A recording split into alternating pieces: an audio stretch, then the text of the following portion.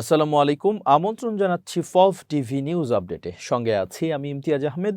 শুরুতেই সংবাদ শিরোনাম। খালেদার মৃত্যুর জন্য হাসিনা দায়ী, জানাজাপন্ন বক্তৃতায় অভিযোগ। মায়ের কফিনের পাশে কোরআন তেলাওয়াত করছেন তারেক রহমান, কাঁধে তুলে নিলেন যে 3 আলেম। খালেদার মৃত্যু এক করে দিল ভারত পাকিস্তানকে, ঢাকায় এসে যা করলেন নেতারা। হাদির খুনি ফয়সালের ভিডিও বার্তা নিয়ে ধোঁয়াশা। জাপানকে টপকে বিশ্বের 4র্থ বৃহত্তম অর্থনীতি ভারত। এবার বিস্তারিত। সাবেক প্রধানমন্ত্রী ও বিএনপি চেয়ারপারসন খালেদা জিয়ার মৃত্যুর দায় থেকে ফ্যাসিবাদী শেখ হাসিনা কখনোই মুক্তি পাবে না বলে মন্তব্য করেছেন বিএনপির স্থায়ী কমিটির সদস্য নজরুল ইসলাম খান। বুধবার রাজধানীর মানিক মিয়া অ্যাভিনিউয়ে খালেদা জিয়ার জানাজার আগে তার জীবন ও কর্ম তুলে ধরে দেওয়া লিখিত বক্তব্যে মন্তব্য করেন তিনি। নজরুল ইসলাম বলেন, ফ্যাসিবাদী হাসিনার ব্যক্তিগত প্রতিহিংসার শিকার হয়ে মিথ্যা মামলায় 2018 সালের 8 ফেব্রুয়ারি থেকে 2 বছরের বেশি সময় কারাগারে অবরুদ্ধ ছিলেন খালেদা জিয়া। চিকিৎসার অভাবে গুরুতর অসুস্থ হয়ে পড়েন দেশনেত্রী। তিনি বলেন, তার মৃত্যুর দায় থেকে ফ্যাসিবাদী হাসিনা কখনো মুক্তি পাবেন না। যারা তাকে জেলে পাঠিয়েছেন, যারা তাকে গৃহহীন করেছেন, তার রান্না করা খাবার খেয়ে যেতে পারেননি, পালিয়ে যেতে হয়েছে, তাদের ঘাড়ে এখন মৃত্যুর পরোয়ানা। বিএনপির এই নেতা বলেন, দেশবাসী সাক্ষী, পায়ে হেঁটে বেগম খালেদা জিয়া কারাগারে প্রবেশ করেছিলেন, কিন্তু বের হন চরম অসুস্থতা নিয়ে। গৃহবন্দী থাকাকালেও তাকে বিদেশে চিকিৎসা দেওয়ার সুযোগ না দেওয়ার কারণেই তার অসুস্থতা বৃদ্ধি পায়। নজরুল ইসলাম খান বলেন, দেশনেত্রী খালেদা জিয়ার রাজনীতিতে আসা ছিল আকস্মিক, কিন্তু দেশের প্রয়োজনে বিএনপি চেয়ারপারসন ছিলেন অপরিহার্য। খালেদা জিয়া বলতেন, বিদেশে আমার বন্ধু আছে, কোনো প্রভু নেই।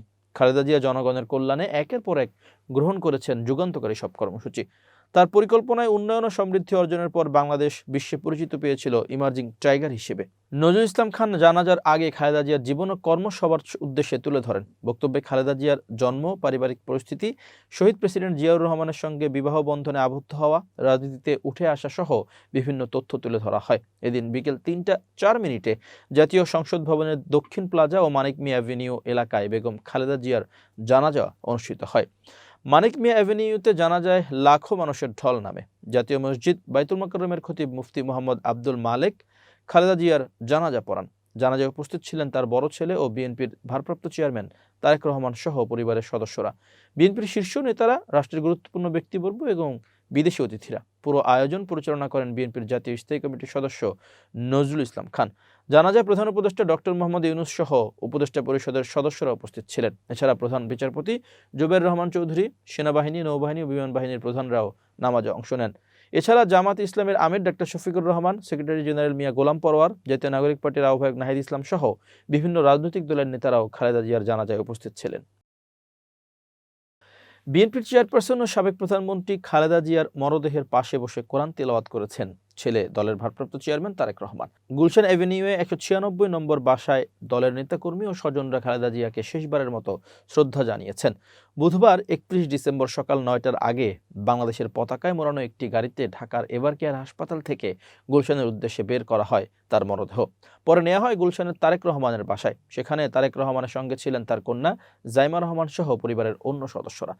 উল্লেখ্য, দুপুর 3টায় জাতীয় সংসদ ভবন মাঠ ও মানিক মিয়া অ্যাভিনিউতে অনুষ্ঠিত হয় খালেদা জিয়ার জানাজা।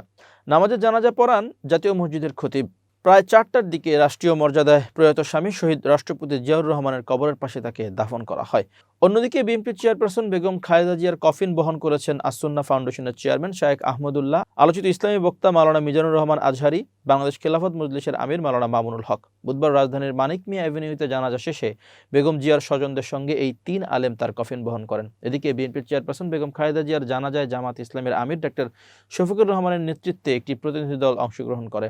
অংশগ্রহণকারী অন্য সদস্যরা হলেন দলটির নায়েবে আমির মাওলানা আনম শামসুল ইসলাম, সেক্রেটারি জেনারেল মিয়া গোলাম পরোয়ার, সহকারী সেক্রেটারি জেনারেল মাওলানা এটিএম মাসুম, মাওলানা আব্দুল হালিম ও অ্যাডভোকেট এহসানুল মাহবুব জোবায়ের, কেন্দ্রীয় নির্বাহী পরিষদ সদস্য সাইফুল আলম খান মিলন, ঢাকা মহানগর দক্ষিণের আমির নুরুল ইসলাম বুলবুল, ঢাকা মহানগর উত্তরের আমির মোহাম্মদ সেলিম উদ্দিন, ঢাকা মহানগর উত্তরের নায়েবে আমির আব্দুর রহমান মুসা, দক্ষিণের সেক্রেটারি ডক্টর শফিকুল ইসলাম মাসুদ, ঢাকা মহানগর উত্তরের সহকারী সেক্রেটারি ডক্টর ফখরুদ্দিন মানিক, দক্ষিণের সহকারী সেক্রেটারি কামাল হোসেন প্রমুখ। বাংলাদেশের সাবেক প্রধানমন্ত্রী খালেদা জিয়াকে শেষ শ্রদ্ধা জানাতে এসে ঢাকায় পাকিস্তানের জাতীয় পরিষদের স্পিকার আজাদ সাদিকের সঙ্গে ভারতের পররাষ্ট্রমন্ত্রী এস জয়শঙ্করের সাক্ষাৎ হয়েছে। এ সময় তারা একে অপরের সঙ্গে করমর্দন ও কুশল বিনিময় করেন। খবর পাকিস্তানের গণমাধ্যম জিও নিউজের। সংশ্লিষ্ট সূত্রের বরাতে বুধবার 31 ডিসেম্বর গণমাধ্যমটি জানিয়েছে, সাক্ষাতের শুরুতে উভয় নেতা করমর্দন করেন এবং কুশল বিনিময়ের মাধ্যমে সৌহার্দ্যপূর্ণ পরিবেশে আলোচনা করেন। তবে তাদের সাক্ষাতে দুই দেশের সম্পর্ক নিয়ে কোনো আলোচনা হয়েছে কিনা তা জানা যায়নি। পাকিস্তানের সংবাদ মাধ্যমটি এ সাক্ষাৎকে বড় ব্রেক থ্রু হিসেবে অভিহিত করেছেন। তাদের প্রতিবেদনে বলা হয়েছে, এটি মে 2025 পর প্রথম উচ্চ পর্যায়ের সাক্ষাৎ। বিশ্লেষকদের মতে ঢাকায় এই সাক্ষাৎ দক্ষিণ এশিয়ার ভূরাজনীতিতে একটি তাৎপর্যপূর্ণ বার্তা বহন করছে। শোকানুষ্ঠানের প্রেক্ষাপটে অনুষ্ঠিত এই সাক্ষাৎ ভবিষ্যতে পাকিস্তান ভারত সম্পর্কের বরফ গলতে পারে এমনও ইঙ্গিত দিচ্ছে বলে মনে করেছেন কূটনীতিক মহল। সাবেক প্রধানমন্ত্রী খালেদা জিয়ার বাসভবনে বৈঠক করেছেন পাকিস্তানের জাতীয় পরিষদের স্পিকার আয়াদ সাদিক ও ভারতের পররাষ্ট্রমন্ত্রী এস জয়শঙ্কর। পাকিস্তানি সংবাদ মাধ্যম জিও টিভি তাদের এই সাক্ষাৎকারকে বড় ব্রেক থ্রু হিসেবে অভিহিত করেছেন। খালেদা জিয়াকে শেষ বিদায় জানাতে বিভিন্ন দেশের প্রতিনিধিরা এসেছেন। এর মধ্যে আছেন পাকিস্তানের স্পিকার ও ভারতের পররাষ্ট্রমন্ত্রী। তারা দুজন খালেদা জিয়ার বাসভবনে শোক প্রকাশ করতে যান। সেখানেই দেখা হয় তাদের। চলতি বছরের মে মাসে ভারত ও পাকিস্তানের মধ্যে 4 দিনব্যাপী রক্তক্ষয়ী সংঘর্ষ হয়। এ নিয়ে দুই দেশের মধ্যে ব্যাপক উত্তেজনা চলছে। ওই সংঘর্ষের পর দুদেশের শীর্ষ পর্যায়ের নেতৃবৃন্দের মধ্যে এ প্রথমবার সরাসরি বৈঠক হলো। ইনকিলাব মঞ্চের মুখপাত্র শহীদ শরীফ ওসমান হাদি হত্যার প্রধান অভিযুক্ত ফয়সাল করিম মাসুদের একটি ভিডিও বার্তা সম্প্রতি সামাজিক যোগাযোগ মাধ্যমে ছড়িয়ে পড়েছে। অনেকেই দাবি করেছেন ভিডিওটি কৃত্রিম বুদ্ধিমত্তা এআই দিয়ে তৈরি, তবে যাচাই করে দেখা গেছে এটি এআই দিয়ে তৈরি নয়। ভিডিওতে দৃশ্যমান ফয়সালের চেহারা, মুখভঙ্গি ইত্যাদি ফয়সাল করিমের বাস্তব চেহারা এবং মুখভঙ্গির সঙ্গে পুরোপুরি সাদৃশ্যপূর্ণ।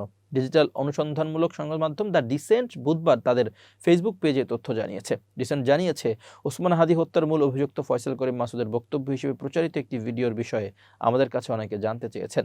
ভিডিওটি সম্পর্কে দ্য ডিসেন্ট এর পর্যবেক্ষণ নিচে তুলে ধরা হলো। প্রথমত, ভিডিওটি এআই জেনারেটেড নয়, কারণ ভিডিওতে দৃশ্যমান ফয়সালের চেহারা, মুখভঙ্গি ইত্যাদি ফয়সাল করিমের বাস্তব চেহারা এবং মুখভঙ্গির সঙ্গে পুরোপুরি সামঞ্জস্যপূর্ণ। ভিডিওর ব্যাকগ্রাউন্ড নয়েজ যাচাই করে নিশ্চিত হওয়া গেছে তা এআই জেনারেটেড নয়। অন্তত 4টি নির্ভরযোগ্য এআই যাচাই টুলে পরীক্ষা করার পর প্রতিটি টুলই ভিডিওটি এআই জেনারেটেড না বলে সিদ্ধান্ত দিয়েছে।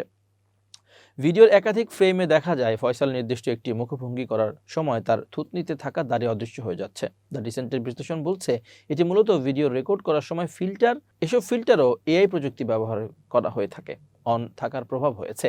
এই দাড়ি অদৃশ্য হয়ে যাওয়ার দৃশ্য এটা প্রমাণ করে না যে পুরো ভিডিওটি একটি এআই সৃষ্ট কন্টেন্ট। দ্বিতীয়ত, ভিডিওতে ফয়সাল দাবি করেছেন তিনি বর্তমানে দুবাইয়ে আছেন। আসলে তিনি দুবাইয়ে আছেন কিনা তা শুধু একটি ভিডিওর মাধ্যমে যাচাই করা সম্ভব নয়, এবং ফয়সাল নিজেও তার মুখের বক্তব্য ছাড়া দুবাইয়ে অবস্থানের কোনো প্রমাণ হাজির করেননি। তৃতীয়ত, ফয়সাল ভিডিওতে অন্তত একটি মিথ্যা তথ্য দিয়েছেন। তা হলো তিনি বলেছেন হাদিকে হত্যার সময় ব্যবহৃত বাইকে তিনি ছিলেন না। তবে দ্য ডিসেন্ট আগেই বিশ্লেষণ করে প্রমাণ করেছে যে হাদিকে হত্যার সময় ব্যবহৃত বাইকে ফয়সাল করিম এবং তার সহযোগী আলমগীর শেখ ছিলেন। বাইকের পেছনে বসে গুলিবর্ষণকারী ব্যক্তি ফয়সাল করিম এবং বাইক চালক আলমগীর শেখ। এসব তথ্য পরে আইনশৃঙ্খলা বাহিনী তাদের তদন্তের মাধ্যমে নিশ্চিত হয়েছে এবং তা দেশের শীর্ষ গণমাধ্যমগুলোতে প্রকাশিত হয়েছে। চতুর্থ, ফয়সাল একটি অভিযোগ করেছেন ওসমান হাদি তাকে অর্থ মন্ত্রণালয়, খাদ্য মন্ত্রণালয়ের দুটি কাজ তদবিরের মাধ্যমে পাইয়ে দেওয়ার বিনিময়ে অগ্রিম 5 লাখ টাকা নিয়েছিলেন। হাদির মৃত্যুর পর এ ধরনের দাবি প্রমাণ করা অসম্ভব। তবে হাদির ব্যাপারে তদবির বাণিজ্যের এমন অভিযোগ এর আগে শোনা যায়নি, বরং অন্তর্বর্তী সরকারে থাকা ক্ষমতাধর বিভিন্ন ব্যক্তির অনিয়মের বিরুদ্ধে তিনি সর্বদা সোচ্চার ছিলেন। নিজে এবং এই ধরনের অনিয়মের সঙ্গে জড়িত থাকলে তার জীবদ্দশায় অভিযোগ ওঠা স্বাভাবিক ছিল। এবার আন্তর্জাতিক প্রসঙ্গ। জাপানকে ছাড়িয়ে বিশ্বের 4র্থ বৃহত্তম অর্থনীতিতে পরিণত হয়েছে ভারত। দেশটির বার্ষিক অর্থনৈতিক পর্যালোচনার হিসেবে এই তথ্য উঠে এসেছে। পর্যালোচনায় বলা হয়েছে, বর্তমান প্রবণতা বিবেচনায় আগামী 3 বছরের মধ্যে ভারত জার্মানিকে ছাড়িয়ে বিশ্বের 3য় বৃহত্তম অর্থনীতিতে পরিণত হতে পারে। তুলা আমদানিতে ভারত নির্ভরতা কমাচ্ছে। বাংলাদেশ অর্থনৈতিক আকারের দিক থেকে ভারত শুধু যুক্তরাষ্ট্র ও চীনের পেছনে থাকবে। 2025-26 অর্থ বছরে দ্বিতীয় প্রান্তিকে ভারতের প্রকৃত জিডিপি 8.2% বেড়েছে, যা আগের প্রান্তিকে 7.8% ছিল। পর্যালোচনায় উল্লেখ করা হয়েছে, নভেম্বর মাসে পণ্য রপ্তানি বেড়ে $38.13 বিলিয়ন পৌঁছেছে, যা জানুয়ারিতে $36.43 বিলিয়ন ছিল। তবে আন্তর্জাতিক মুদ্রা তহবিল IMF বলেছে ভারত আগামী বছর জাপানকে ছাড়িয়ে যাবে। সূত্র ডয়েচে ভেলে।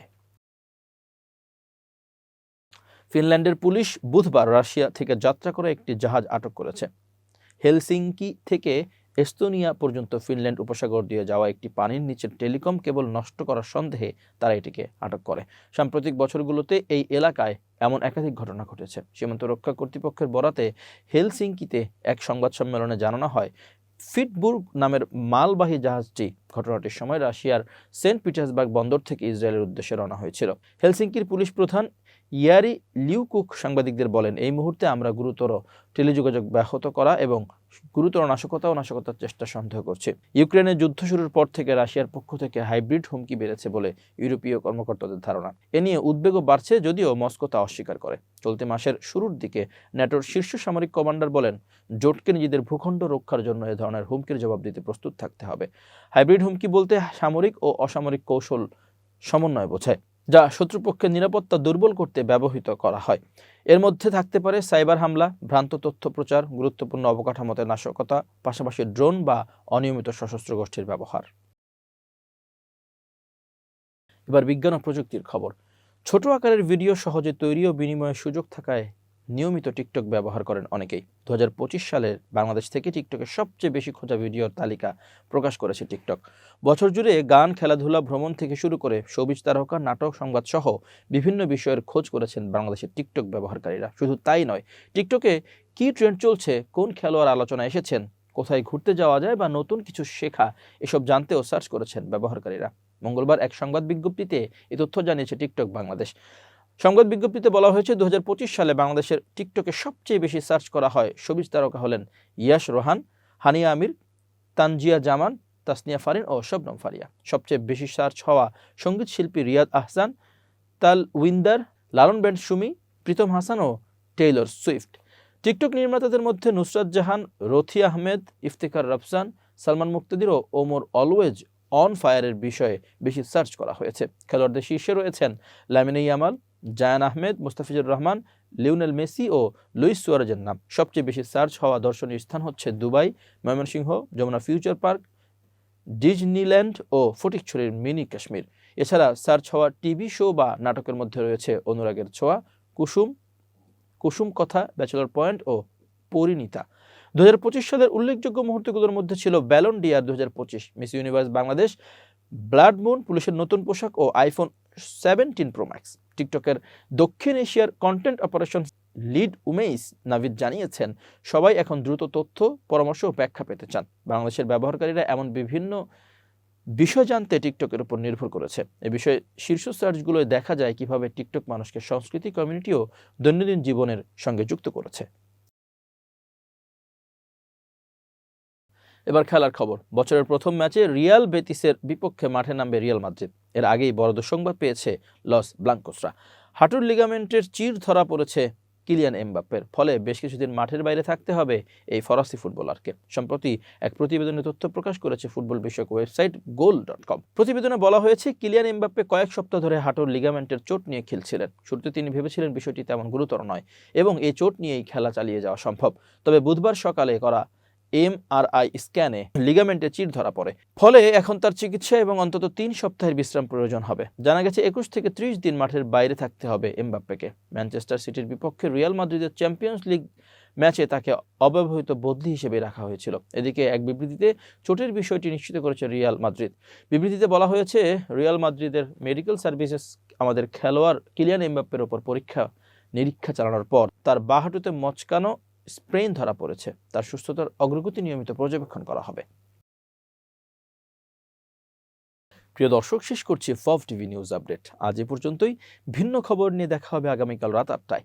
নিজেকে আপডেট রাখতে সাবস্ক্রাইব করুন চ্যানেলটি। নিয়মিত লাইক, কমেন্ট ও শেয়ার করে ছড়িয়ে দিন সর্বত্র। সুস্থ থাকুন, নিরাপদে থাকুন। আল্লাহ হাফেজ।